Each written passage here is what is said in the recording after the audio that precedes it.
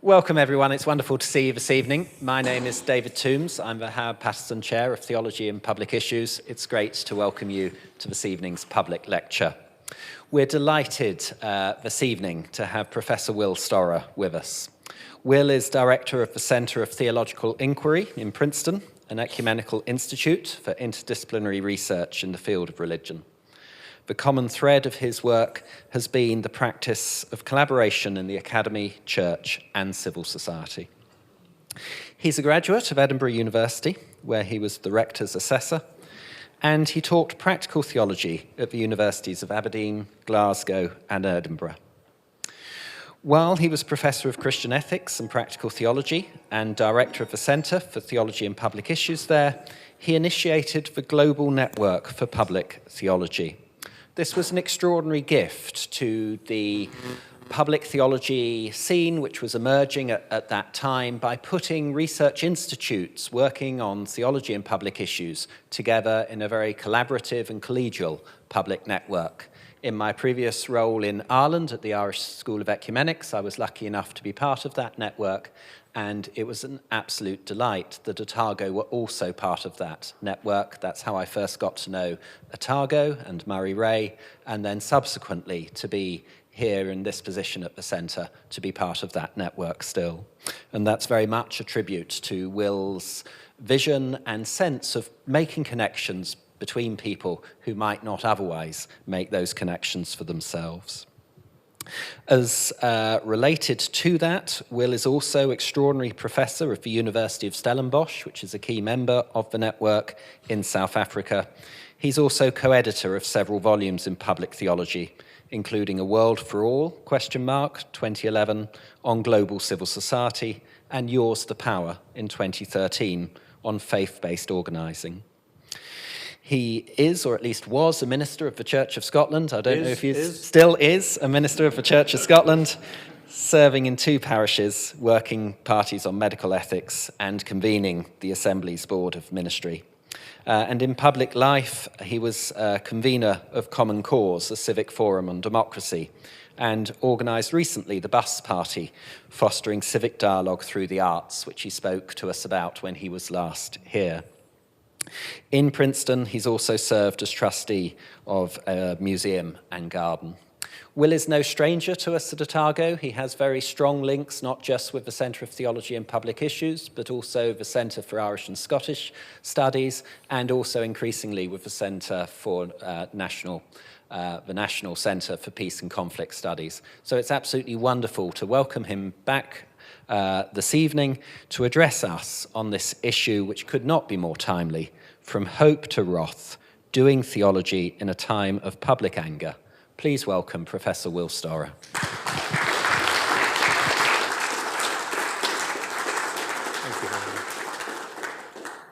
Thank you very much for your warm welcome. This evening I want to do a reverse Machiavelli.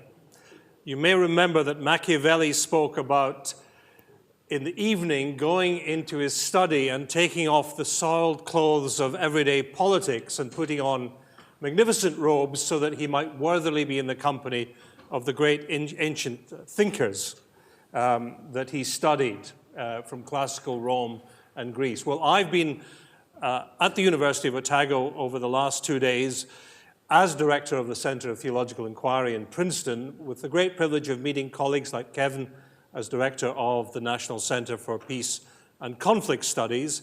This afternoon, meeting your Associate Dean for Research, James Laughlin, talking about encouraging scholars at this great university coming to Princeton to our visiting scholar program. But this evening, I very consciously don't want to speak as the director of the Center of Theological Inquiry, but putting on the soiled clothes of a public theologian, and very proudly as a visiting professor, as David kindly said, at the University of Stellenbosch in South Africa, I want to speak as a public theologian about one of the most pressing public issues of our time. So, as David said, my theme is from hope to wrath, doing public theology in a time of public anger. And I want us to think first about doing public theology. What does it mean to do public theology. I don't think there is any specialist discipline called public theology. For me, public theology is simply theology in all its many forms, engaging with public issues. In this picture taken recently at a symposium in Stellenbosch, you see in the forefront Professor Nico Koopman, who is a systematic theologian at the University of Stellenbosch and very much engaged in public issues. And behind him, you can see our recent distinguished speaker here in Otago, Wolfgang Huber, who is a very distinguished Christian ethicist.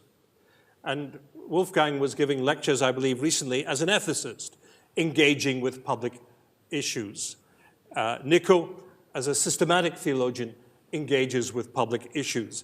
I am much lower down the food chain in the academy. I'm a mere practical theologian, not a systematic theologian or theological ethicist. My interest is in the practice of faith, both within faith communities, churches, and faith-based organizations, but also in the larger society. So in thinking this evening about doing public theology, I'm going to be thinking about the practices that are involved in going public with the Christian faith and its convictions in the public sphere. And we're thinking about doing public theology in a very particular context this evening. Doing public theology, theology and theologians engaging in the public sphere in debates on public issues in a very particular context, in a time of public anger. This is a photo of a young Asian British woman smiling warmly at a very angry young man in the English Defence League. The English Defence League is a far-right organization in Britain that is anti-immigrant and against racial mixing, wanting a white Britain.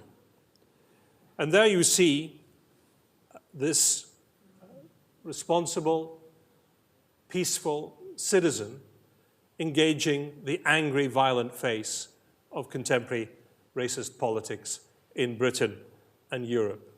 That's the context for our thinking this evening. We are living around the world in a time of public anger, of violent and aggressive expressions of deep and hostile convictions.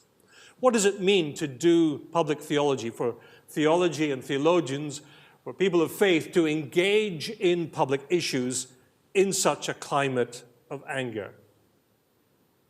How recently things have changed. In the early 2000s, when we were setting up the global network for public theology involving centers like CTPI here in Otago, it was in many ways a time of hope. We saw the fall of the Berlin Wall. We saw the end of apartheid. We saw the Rio Declaration on the nations of the world addressing climate change. It was a hopeful time in the late 90s and early 2000s. And some politicians caught that mood of hope, with global leaders like Nelson Mandela offering a vision of a non-racial democratic future, not only for South Africa, but for the wider world. We started doing public theology in our global network in a time of hope. But in very rapid time, we are now in a time of wrath. This now is the face of contemporary American politics. We have been, many of us, taken aback by how quickly the politics of anger have replaced the politics of hope. Not only in the United States, but in Britain with the Brexit vote, and even yesterday or the day before in France with the presidential election. We've seen the rise of populist nationalist movements that want to close national borders, put up walls, anti-immigrant, anti-inclusion, and no longer talking about the hope of a more inclusive and connected and pluralist world. So what does it mean to do public theology in this time of wrath? Well, I want to think of hope and wrath in a different way. I want to suggest to you that we are perhaps thinking about the public anger that is dominating politics in so many parts of the world today. Perhaps we're misreading what is actually going on in this new climate of public anger. My life as a public theologian runs on a meridian from Scotland, the deep north, to what I've learned to call in the South Island of New Zealand, the deep south. My personal life runs on a meridian between the deep north and the far north of Scotland and the deep south here at the Cape of Good Hope in South Africa. My institutional affiliation as a public theologian, as we've heard, is with the University of Stellenbosch in the Western Cape, near the Cape of Good Hope. That's where I now stand as a public theologian, thinking about theological engagement in public issues. But in the far north, on a meridian going north from the Cape of Good Hope, there's another cape, which is very dear to me, Cape Wrath. The very far north of Scotland is this cape called Cape Wrath. It's very dear to me because my maternal grandparents, my mother's parents, came from the far north of Scotland.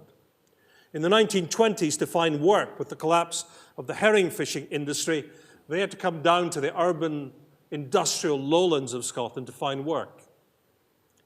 When I was growing up as a boy in their home, visiting, staying with them often, there were little clues that I didn't recognize until I was an adult, that they felt themselves outcasts and aliens and strangers, even within their own country, because they'd been cast out of the far north of Scotland, their home. My grandfather, for 50 years, got the weekly newspaper from the north of Scotland, the John O'Groats Journal.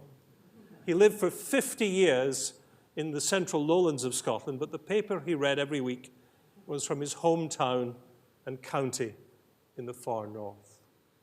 I learned from my maternal grandparents two things that shaped me as a public theologian. My grandmother was a very devout, but not pious, Christian. In the Luke's Gospel, we read that the Gospel was an idle tale told by women. When the women came from having witnessed the risen Lord to the frightened, cowardly male disciples, we read in Luke's Gospel that they dismissed the account as an idle tale told by women. It's my deep conviction that authentic Christianity is passed on orally from those first women down through the centuries by women. And that's certainly how the gospel came to me, from my grandmother to my mother. The men in my family didn't go to church, nor did they live the kind of life that I saw in my grandmother. So as a public theologian rooted in the way of Jesus of Nazareth, this is my route, near Cape Wrath in the far north of Scotland. And my grandfather, who was a working man, a working class man, he told me, you should have a fair day's work for a fair day's pay. A deep sense of fairness and justice, which I learned from him. Bringing these two things together, the way of Jesus, an idle tale told by women passed down through the centuries of oppression, and a sense of justice. That's what it means for me to be a public theologian. And that's what gives me a commitment to the politics of hope. But let's stay there in Cape Wrath, because I think this will give us a different perspective on doing public theology in a time of public anger. The name Cape Wrath does not mean Cape Anger.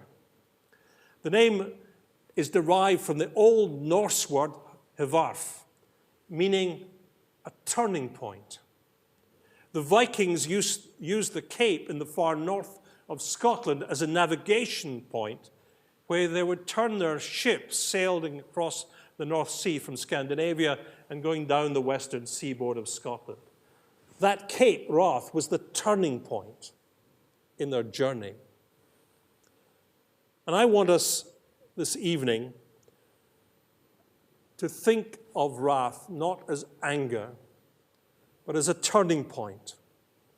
I want to suggest to you that there are three ways in which public anger around the world may be a turning point to hope again. I want us to think about this current climate of public anger in our politics around the globe, not as wrath, but as wrath, as a turning point to hope. Firstly, I want us to think of public anger as trauma. Now, this doesn't look like a particularly traumatized group. But here in the center, on the front row, in a consultation recently at my center in Princeton, are two very distinguished economists. Sitting next to me is Anne Case, an economist at Princeton University, and next to her, the gentleman with the bow tie smiling, is Angus Deaton, who in 2015 won the Nobel Prize for Economics because of his work on inequality and poverty. But more recently, Anne and Angus published a paper that has revealed an American tragedy, a profound trauma in American life that had gone unnoticed until they did the data analysis on health statistics in the last 10 or 20 years in America. They published a paper called Rising Morbidity and Mortality in Midlife Among White Non-Hispanic Americans in the 21st Century. They published it as a paper of the National Academy of Science in America.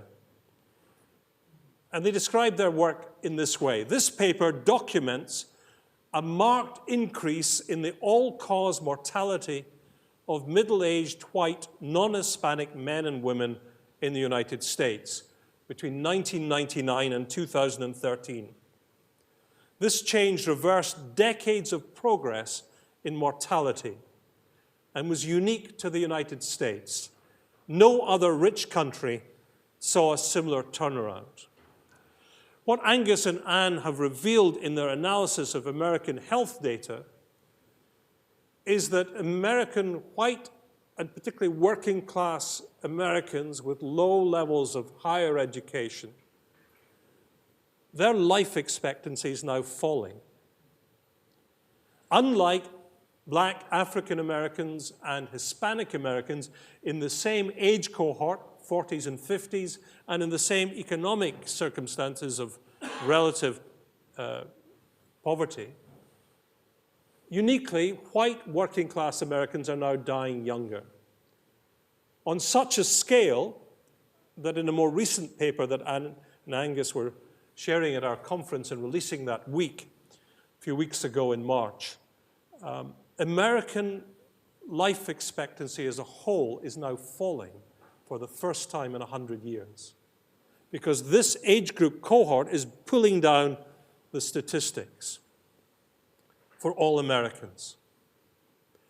Why? Through suicides, through depression, and through addiction to legally available opiates, painkillers. The epidemic of addiction is on such a scale that the death rate and life expectancy of this cohort is falling. Angus and Anne say in their 2015 paper, self-reported declines in health, mental health, and ability to conduct activities of daily living, and increases in chronic pain and inability to work, as well as clinically measured deteriorations in liver function, all point to growing distress in this population. If you want to understand the vote in the American presidential election last November, you have to understand this American tragedy. The white working class of America are in deep pain and their life expectancy is falling. The catastrophic effect of long-term unemployment, of cultural displacement, and of a sense of alienation from the direction of the country has taken this enormous human toll. I think this data might be reflected in other parts of the Western world with deindustrialization in countries like Britain and parts of Europe. What is our response to this public anger which is rooted in this trauma of human suffering, in particular cohorts and age groups in our post-industrial societies? Well, it should be to see public theology as pastoral care. This is a picture of two young scholars taking part in a consultation at my center recently. The young woman in the picture with the animated expression is Lisa LaRue, a sociologist working at the University of Stellenbosch in South Africa in the Faculty of Theology in a research unit that does research on gender-based violence around the world, in Africa and Latin America and elsewhere. The young woman in the video conference call does research on conflict resolution in Rwanda. These are examples of theologians and scholars who are engaged in the trauma of human suffering, which is inseparable from the public issues and the global issues of our world today: violence, inequality, and conflict.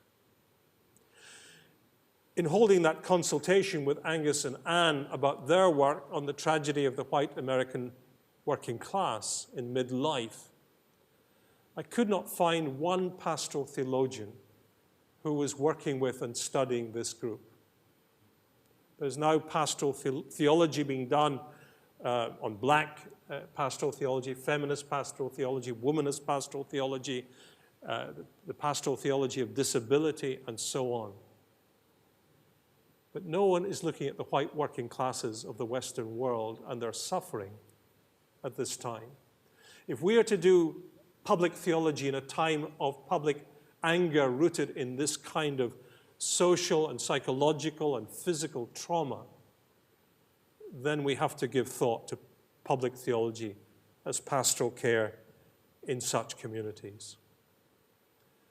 But there is another kind of public anger that is not trauma. It is, in fact, a trigger for social action.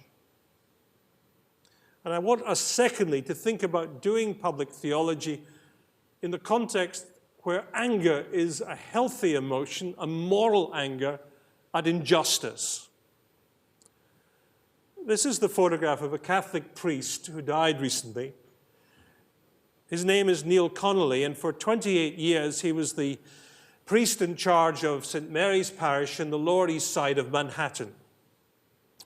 I didn't know anything about him, but I have a dear friend and colleague in Princeton who's one of the national leaders of the community organizing movement in America, working with local communities to develop local leaders, to take on local issues, to bring about change on housing, on health, on violence, and so on. And Mike sent me an email with the link to the obituary in the New York Times for this priest. This is what the New York Times said about him in his obituary. Father Neil rallied his parishioners to confront their fears, and often to confront their landlords and politicians, and lift up their community from poverty, poor housing, and ill health. He did it by encouraging them to lead rather than to defer to him as the priest. Here's what one of his parishioners said. Angel Diaz. What I am today is because of Father Neil. Angel Diaz was a former pastoral assistant at St. Mary's who worked closely with Father Neil in community organizing the talents and the leadership in local communities, not by professional outsiders, but within local communities, to organize their own communities in campaigns and programs to bring about beneficial change. This is what Angel says. Father Neil, he taught me how to understand social justice, to put the church into action. Staying within the four walls of the church was not enough. We had to go out into the community to help people understand the gospel. Public anger is sometimes rooted in trauma and suffering, and often is. But public anger can also be a healthy moral outrage at deep and unaddressed injustices. And what Father Neil Connolly did with his parish over almost 30 years was develop people like Angel Diaz into leaders to organize for better housing, to organize for better health care, to organize against poverty and give local communities economic opportunity. We have a very distorted view of America outside of the country. Having lived there for 12 years, it is an extraordinary continent which is alive with movements for social innovation and change. We see only the presidential campaign and a certain caricature of American politics.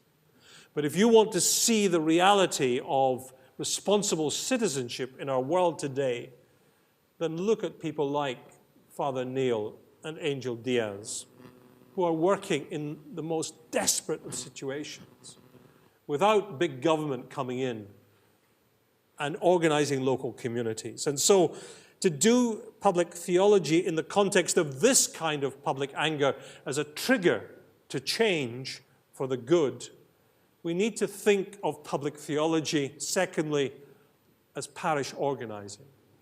I say parish organizing because we have to think of our congregations, whatever tradition we're in, Anglican, Presbyterian, Methodist, Catholic, Baptist, Evangelical, Pentecostal. We have to think of our communities of faith, our congregations, if we belong to them, as inseparably rooted in the communities we come from.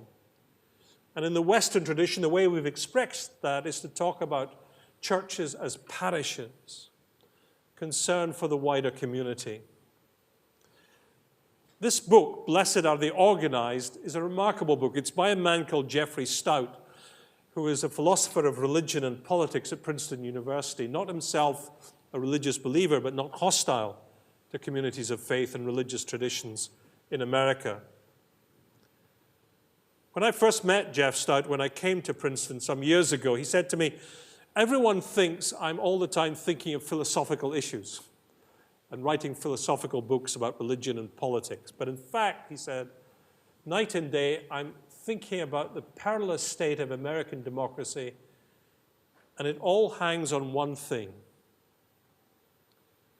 Whether churches and synagogues and mosques and other faith communities in America will become centers of community organizing in local communities across the country. Because," he says, "if we cannot renew democracy from the grassroots, then democracy itself is in peril. It's been bought by the powerful at the level of representative government and parliamentary democracy. If we are to renew a civic democracy where ordinary people have a voice and power to bring about change for the common good," said Jeff, "then it all hangs on pastors and priests, nuns, and Pentecostal pastors in South LA, on the borders with Mexico, organizing their communities in non-violent ways to bring about change, decent housing, sanitation, access to decent schools, freedom from fear that the police will beat you up rather than protect you." And the key to that are these parishes in poor communities, being motors and engines for social change. In any part of the world, we need to think about that. The role of our congregations and faith communities in the local community. And like Father Neil, seeing our role not to lead and to command and to direct and to pontificate and to preach, but rather to train and enable others with their gifts and talents to be leaders in our local communities.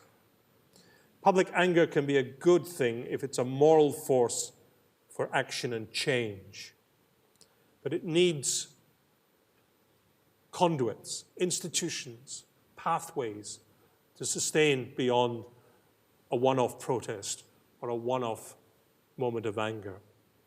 Public theology as public organizing, parish organizing. And thirdly, we need to think about public anger as transition, as taking us somewhere.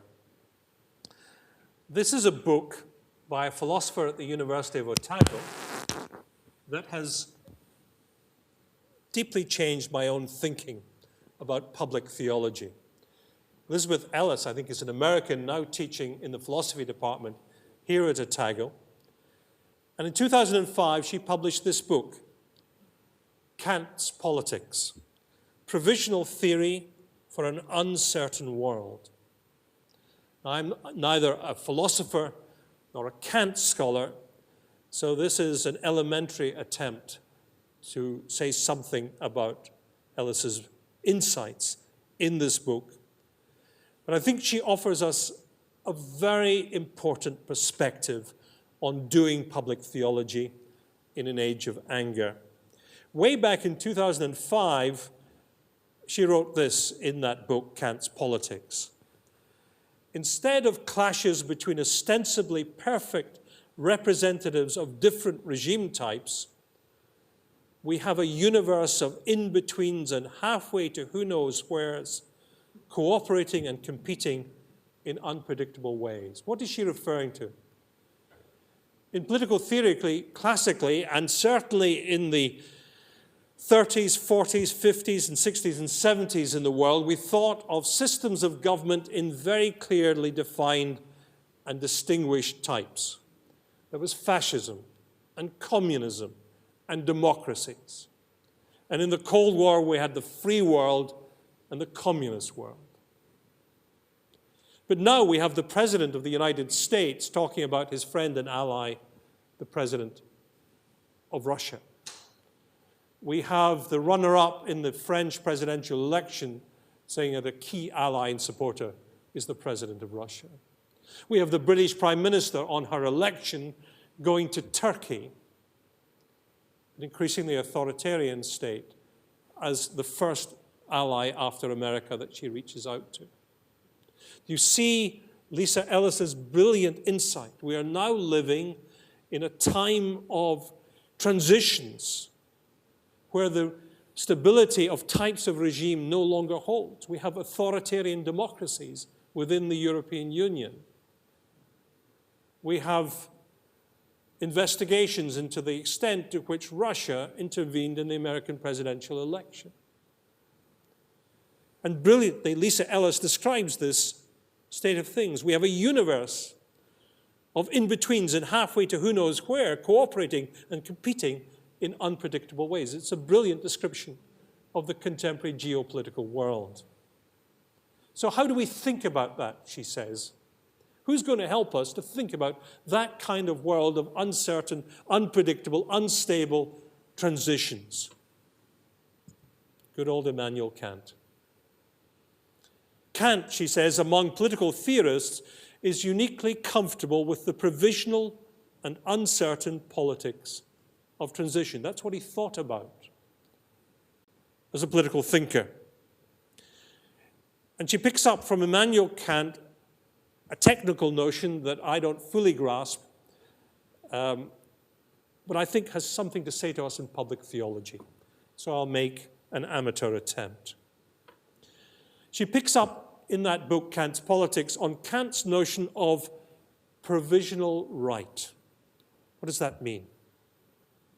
This is what she says. The concept of provisional right applies to institutions that imperfectly mirror their own normative principles. Since all existing political institutions do this, pragmatic politics must follow a rule of provisional rather than conclusive right.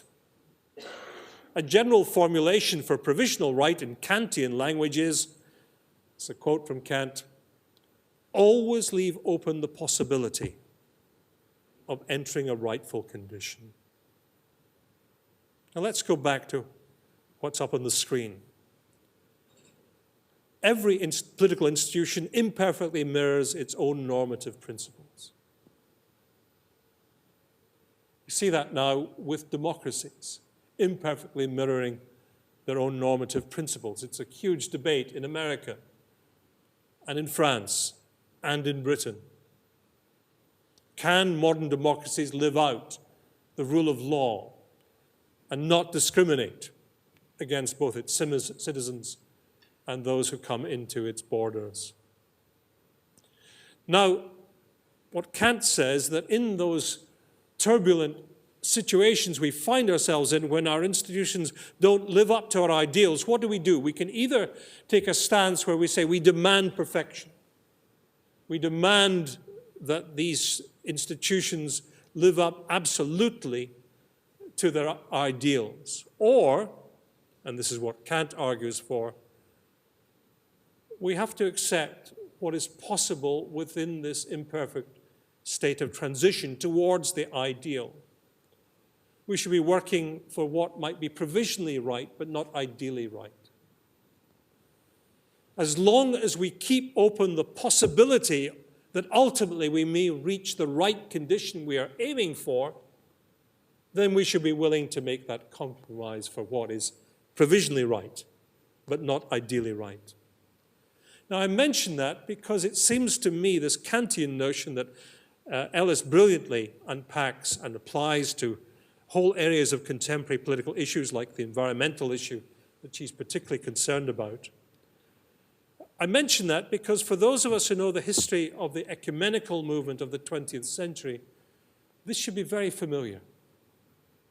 In the 1930s, in another time of terrible transition, in the kind of geopolitical world that Ellis describes, when the fixed boundaries between democracies and totalitarian regimes were no longer clear, when the British Prime Minister flew to Munich and said that he'd done a deal with Mr. Hitler and the world was safe, the leaders of the emerging ecumenical movement in the 1930s, who would eventually create the World Council of Churches, met in the 1930s in a conference to think about the relationship between church and society in such a time of public anger as transition, when all the stable boundaries of government and decency and the rule of law and international law and the role of the League of Nations was falling apart. And of course, under the leadership of a gifted Scotsman, they came up with a new idea. J.H. Oldham was a layman, Scottish Presbyterian layman, who played a key role in developing the thinking of the ecumenical movement on social issues. And he said, between our absolute Christian convictions and principles, sanctity of human life, priority of love, and the everyday discretionary decisions we have to make as citizens and as governments on particular issues and policies, there has to be some guidance in between the absolute principles and the immediate decisions we have to make as citizens, as governments, that will guide us provisionally in a time of transition and uncertainty, but give us some guidance about how we apply these absolutes into the confused and shifting sands of contemporary public and political life. Now, unfortunately, he chose a rather abstract term to describe these intermediate principles and guiding principles. He called them middle axioms. It's a term first used by Francis Bacon, the great scientist of the 17th century.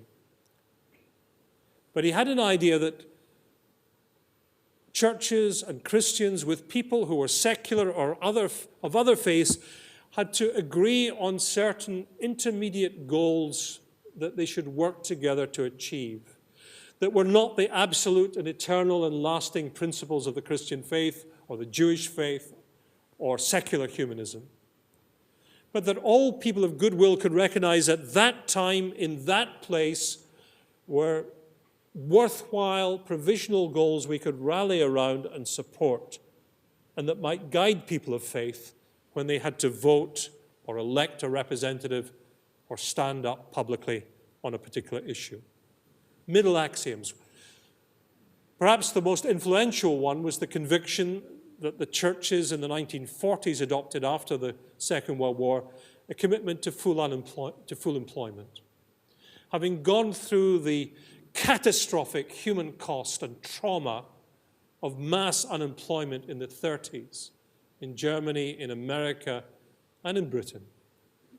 Post-war, the churches and ecumenical leaders supported in public life, not a particular political party of the right or left or centre, but challenged all parties to promote policies for full employment on the grounds of the human cost of mass unemployment of the 30s.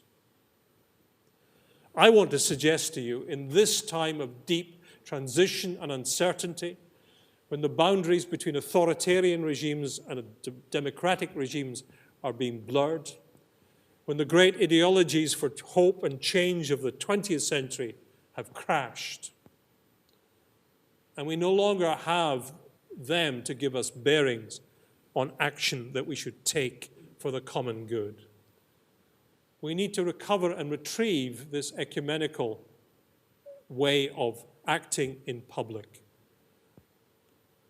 I would call them not middle axioms, but provisional goals, influenced by Ellis's work on Kant's notion of provisional right. We need to work together with people of other faiths and no faith to identify particular goals for our time that might guide a frightened and angry and uncertain public into recovering the possibility of the politics of hope. And so I want us to think about public anger, diagnosing it in these three different ways, and they're not by any means exhaustive. We have to think of public anger as reflecting a deep human trauma like the American tragedy of the white working class, who are literally killing themselves in despair in their tens and hundreds of thousands, and bringing down the life expectancy of the wealthiest nation in human history for the first time in 100 years. And I think our appropriate response is pastoral care. We too often think of pastoral care as a private and individual and personal thing. But pastoral care is a public practice for the public good.